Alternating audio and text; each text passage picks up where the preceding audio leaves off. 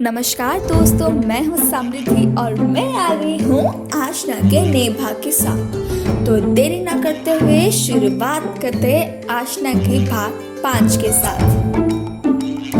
अगले दिन कल सगाई में हुए तमाशे की वजह से ये तय हुआ कि शादी तक आशना और उसके घर वाले राणावत विला में ही रहेंगे और उसके बाद उसके चाचा चाची और विनीता जी वापस दिल्ली लौट जाएंगे। ये तो मैंने सिर्फ लिखा हुआ है, पर मेरा तो मन है कि उसके चाचा चाची को दिल्ली लौटाने की जगह उनको हमेशा के लिए ऊपर ही लौटा दो। क्या कहते हो? कमेंट सेक्शन में बताओ। सुबह के 5 बजे आशना की नींद खुलती है और वो अपने सफ़ेद गन्ने या फिर वाइट केन जो कि अंधे लोग इस्तेमाल करते हैं, जो कि अविराज ने उसे गिफ्ट किया था ताकि उसे तकलीफ़ ना हो, उसे लेकर वो धीरे धीरे बाथरूम की ओर बढ़ी और जल्दी फ्रेश होकर बालों में तौलिया लपेट कर आ जाती है। वो बहुत खूबसूरत लग रही थी। उसने एक सिंपल वाइट कुर्ती पहनी हुई थी जो कि स्काई ब्लू कॉम्बिनेशन से था और फिर वो अपनी दादी को ना उठाते हुए कमरे के बाहर की ओर चल दी। अविराज के कमरे में यहाँ वो पुशअप मार रहा था और शर्ट नहीं पहना था। उसकी अच्छी खासी वेल बिल्ट बॉडी थी। उसके पीठ में शिव जी का बड़ा सा टैटू बना हुआ था जो कि उसे और भी अट्रैक्टिव और हैंडसम बना रहा था। फिर वो लॉन के जिम में जाने के लिए अपनी शर्ट पहनता है और कानों में हेडफोन लगाता है और फिर बाहर चला जाता है। हे महादेव, कहाँ फंसा दिया? अब इतना बड़े घर में बिना किसी के सहारे मैं जाऊंगी कैसे? आप सोचेंगे कि मैं अंधी हूँ, पर जो भी हो, मेरे पर बड़े लोग हैं तो बड़ा घर भी तो होगा ना। या आशना खुद से बड़बड़ा कर चल रही थी। वो चल ही रही थी कि वो उस तरफ से आते हुए अविराज के सीने से टकरा गई और वो गिरती उससे पहले ही अविराज ने उसे कमर से पकड़ लिया। हे महादेव, ये दीवार कहाँ से आ गया? एक मिनट, टेक्नोलॉजी क्या इतनी डेवलप हो गई कि दीवार भी पकड़ने वाला आ गया है? ओहो, क्या ये बड़े बड़े अमीर लोग क्या पकड़ने वाले दीवार भी रखते हैं? वाह, क्या टेक्नोलॉजी! बुद्धू, ऐसे कैसे हो सकता है? क्या कोई दीवार से इंसान की खुशबू आ सकती है? उफ़ो, पर ये कुछ जाना पहचाना नहीं लग रहा। कहीं अविराज तो नहीं? मर गए। आशना ने मन में खुद को कोसने लगी। अगर आपको यूं ही मेरे बाहों में रहना है तो कोई बात नहीं, हम रह सकते हैं ऐसे। अविराज ने धीरे से आशना के कान में कहा और आशना को निहारने लगा। ये सुनकर आशना सकपका गई और खड़ी हो गई और थोड़ा शर्माने लगी।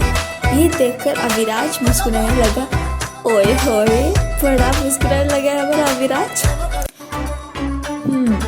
तो मेरी होने वाली मिसेस राणावत, हाँ, जैसे सुबह और अकेले मुझे या फिर किसी को बुला लिया होता? अविराज ने कहा। नहीं, वो चली जाती, मैं किसी को परेशान नहीं करना चाहती थी इतनी सुबह। आशना ने कहा, एक चीज़ याद रखिए, यहाँ आप न किसी को परेशान करती है और ना ही करेंगी भी। ये मुझे आप पर विश्वास है और जो भी चाहिए आप मुझसे या फिर किसी और भी घर वाले से बेझिझक पूछ सकती है। अविराज ने उसके पास जाके कहा तो आशना उसके स्पर्श से सिहर उठी। ठीक है, वो थोड़ा मुझे लॉन में बाहर जाके थोड़ी खुली हवा में टहलना था। आशना ने कहा, तो चलिए, मैं भी वहीं जा रहा था। अविराज ने कहा। दोनों लॉन की ओर बढ़ गए। लॉन में अविराज जिम में वर्कआउट कर रहा था और आशना बाहर टहल रही थी कि वहाँ स्वयं कानों में हेडफोन दिए नाच कर आ रहा था।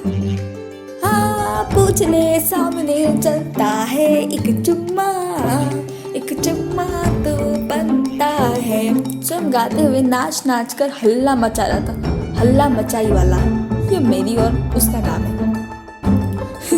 भाई, आप ही ऐसे गाने को ऐसे चिल्ला कर क्यों गा रहे हैं? आशना ने हंसकर पूछा। पर हमारे स्वयं बाबू तो नाचने में बिजी थे।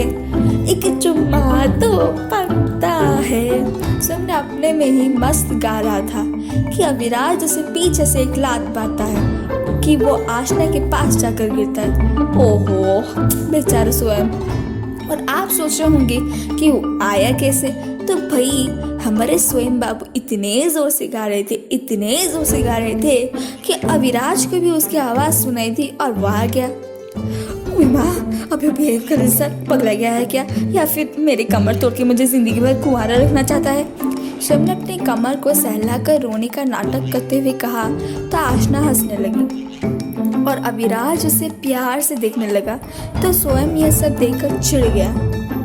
वाह, पहले तो मुझे लात मारा, फिर उठाई भी नहीं, और अब सस्ते मजनू की तरह भाभी को देखे जा रहा है, घूरे जा रहा है। स्वयं ने मन ही मन अविराज को गाली दिया। आशना के गाल लाल हो चुके थे क्योंकि उसे एहसास हो गया था कोई उसे देख रहा था, या फिर यूं कहे कि अविराज उसे एक टक देखे जा रहा था। वही मेरे सस्ते रोमियो, भाभी को ऐसे टुकुर टुकुर मत देख, और वैसे भी वो तेरी है। स्वयं ने थोड़ी शैतानी से कहा तो दोनों शर्माने लगे। अच्छा, तुम दोनों ऐसे शर्माओ मत, आओ भाभी एक वॉक के लिए चलते, थोड़ी गप्पे शप्पे करेंगे। और मेरे प्यारे अभी तू जाकर अपना आधा अधूरा काम वर्कआउट पूरा कर। स्वयं ने अविराज से कहकर आशना का हाथ पकड़ा और उसके साथ वॉक के लिए चला गया। यहाँ आशना और स्वयं वॉक कर रहे थे। तो भाभी बताओ, आपको मेरा कमीना दोस्त कैसा लगा? बता, स्वयं ने पूछा। अच्छे है, मतलब मुझे और जैसे तो ट्रीट नहीं करते, और मैं तो उनका शुक्रगुजार हूँ कि उन्होंने मुझे ये वाइट केन दिया जो कि मेरे लिए अफोर्ड कर पाना मुश्किल था। अब आप सोचे होंगे कि क्यों, क्योंकि मैं सिर्फ मेरे चाचा चाची के लिए एक बोझ ही थी, तो सिर्फ उन्होंने तो सारी पढ़ाई के खर्चे भी मैंने ही उठाए हैं, और मेरे पास इतने पैसे नहीं थे कि मैं ये अफोर्ड कर सकूं, और मुझे उसकी सख्त ज़रूरत थी।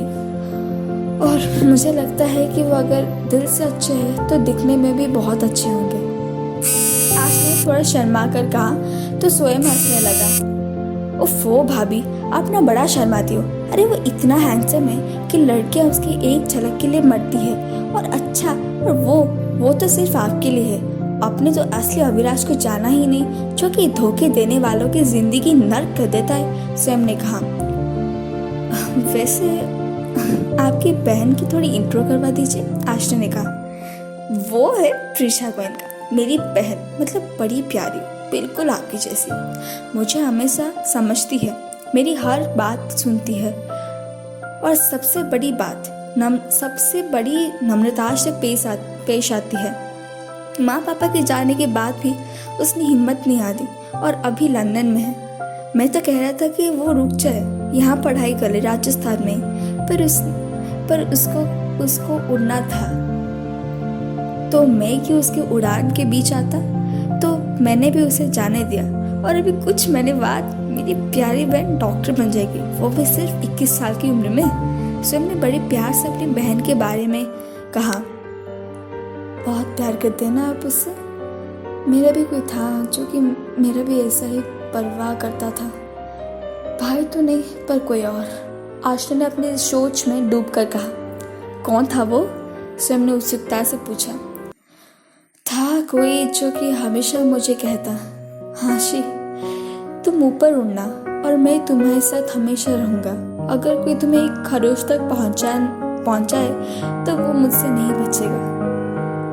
पर मेरी किस्मत ही अच्छी नहीं थी, या फिर किस्मत को क्या मंजूर थी कि एक काली रात आई जो कि उसको भी और मेरे माँ बाबा दोनों को मुझसे दूर कर दिया। मेरे 2 कीमती लोगों को मुझसे छीन लिया, दूर कर दिया। तब से मैं अकेली पड़ गई। चाचा चाची ने मुझे अडॉप्ट तक कर लिया, पर दिल से नहीं, सिर्फ मन से, क्योंकि मैं उनके लिए सिर्फ बोझ थी। दादी और पिता के सिवा मेरा कोई था ही नहीं। और कल सगाई पे जो मेरे ऊपर आरोप लगाया गया, वो बिल्कुल गलत है। मैं आज तक किसी भी लड़के के करीब नहीं गई, पर आपको विराट जी को कल मेरा साथ देते हुए देखा तो उसकी याद आ गई। वो मुझे हमेशा कहता, मैं रहूं या ना रहूं, तुम हमेशा खुश रहना, अपने सपनों को जीना। पर मुझे लगता है कि उसने अपना वादा तोड़ दिया कि वो मेरे साथ हमेशा रहेगा। ये कहकर आशना रो पड़ी। उसके आंखों से आंसू लड़क गए तो स्वयं ने उसे एक भाई की तरह गले लगा लिया। भाभी, आप रो मत, अब आप ही मेरी छोटी बहन हो। कोई आपको चोट पहुंचाने की कोशिश करेगा तो टांग तोड़ दूंगा उसकी। पर यह करने से पहले ही आपका वो होने वाला पति देव उसका टांग क्या मुंह हाथ सब तोड़ दे, और मेरा भी तोड़ देगा अगर देखेगा कि मैंने उसकी प्यारी होने वाली भाभी को रुला दिया, बीवी को रुला दिया, और फिर मेरे सर को काट कर उसके बास्केटबॉल करके खेलेगा। ओए होए हो मम्मा। स्वयं ने थोड़ा माहौल को हल्का करते हुए कहा तो आशना हंस पड़ी। ये हुई ना मेरी भाभी वाली बात, स्वयं ने कहा। फिर वो मन में सोचने लगा, यही चीज अभी भी उसको कहता था, पर इत्तेफाक हो सकता है। लगता है मुझे भाभी की काली रात वाली राज को खोलना ही होगा, और वो भी बिना अभी को बताए। फिर पता चलेगा कि मैं जो सोच रहा हूँ वो वहम है या फिर इन दोनों के अतीत से जुड़ा हुआ है कुछ। स्वयं मन ही मन में सोचा, भाई चले आप किस सोच में डूब गए। आशना ने स्वयं की तंद्रा को तोड़कर कहा तो स्वयं ने हामी भर दी और दोनों ही घर लौट गए। और ऐसे ही पूरा दिन बीत जाता है जहाँ आशना कृदा और राणावत परिवार के साथ वक्त बिताती है, और उसे नहीं पता था कि किस्मत उसके और अविराज के साथ क्या क्या खेल खेलने वाली थी, जहाँ बहुत चीज़ों का खुलासा भी होने वाला था। अगले भाग में जारी है। तो मैं आशा करती हूँ आपको ये पार्ट अच्छा लगा होगा। बोरिंग होगा थोड़ा, पर नेक्स्ट पार्ट में होगा ज़रूर कुछ इंटरेस्टिंग। तो सुनने के लिए और आगे क्या होगा ये जानने के लिए जुड़े रहें मेरे यानी कि समृद्धि के साथ। तक चलती हूँ। बाय, टाटा, नमस्ते।